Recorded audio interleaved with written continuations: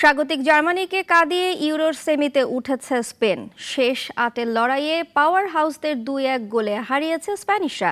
এই আক্ষেপ নিয়ে ফুটবলকে বিদায় জানিয়েছেন টনি ক্রুস। অন্য ম্যাচে রোনালদোর পর্তুগালকে টাইব্রেকারে ৫-৩ গোলে হারিয়ে সেমির টিকিট কেটেছে ফ্রান্স। রাজিবুল ইসলামের রিপোর্ট। একটি ম্যাচে যা যা দরকার সব কিছুই ছিল জার্মান আর স্পেনের লড়াইয়ে। টান টান উত্তেজনা, জমজমাট লড়াই আর আক্রমণ পাল্টা আক্রমণ। খেলার প্রথমার্ধ শেষ হয় গোলশূন্য ড্রয়ে। দ্বিতীয়ার্ধের ৫১ মিনিটে দলকে লিড এনে দেন দানি ওলমো। সেই লিড তারা ধরে রেখেছিল একেবারে শেষ মুহূর্ত পর্যন্ত। তবে ৮৯ মিনিটে ভিটজের গোলে সমতা ফেরে জার্মানি। খেলার নির্ধারিত ৯০ মিনিট শেষ হয় ১-১ সমতায়। পরবর্তী খেলা গড়ায় অতিরিক্ত সময়ে। সেখানেও চলে দুই দলের আক্রমণ পাল্টা আক্রমণ। খেলা তখন টাইব্রেকারের দিকেই এগোচ্ছিল, কিন্তু ঠিক একেবারে শেষ মুহূর্তে ১১৯তম মিনিটে গোল করেন মিকেল মেরিনো। তার সেই গোলেই রোমাঞ্চকর এক জয় পায় স্পেন।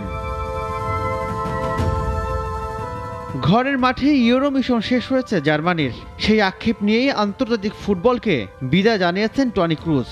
বিদায়ের দিনে অনেকটা আবেগজড়িত কণ্ঠেই জানিয়েছিলেন আরেকটু থাকতে চেয়েছিলেন এই তারকা ফুটবলার।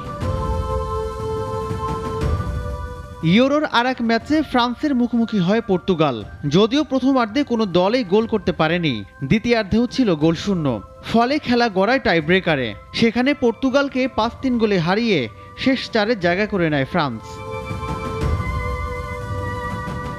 এই ম্যাচ হেরে ইউরোর মঞ্চকে বিদায় জানিয়েছেন রোনালদো। রংহীন বিদায়ের ম্যাচে দেখা গেল এক বিধ্বস্ত, হতাশাগ্রস্ত তারকাকে। টাইব্রেকারে জোয়াও ফেলিক্সের ওই শটটি যদি পোস্টে না লাগতো, তাহলে হয়তো ম্যাচের চিত্রটা অন্যরকম হলেও হতে পারত। তবে শেষ পর্যন্ত রোনালদোকে ইউরোর মঞ্চটা ছাড়তে হলো পরাজিত নায়ক হয়েই। রাজিবুল ইসলাম, নাগরিক। ওয়ালটন ফ্রিজ কিনে অনেকের মতো আপনিও হয়ে যেতে পারেন মিলেনিয়াল।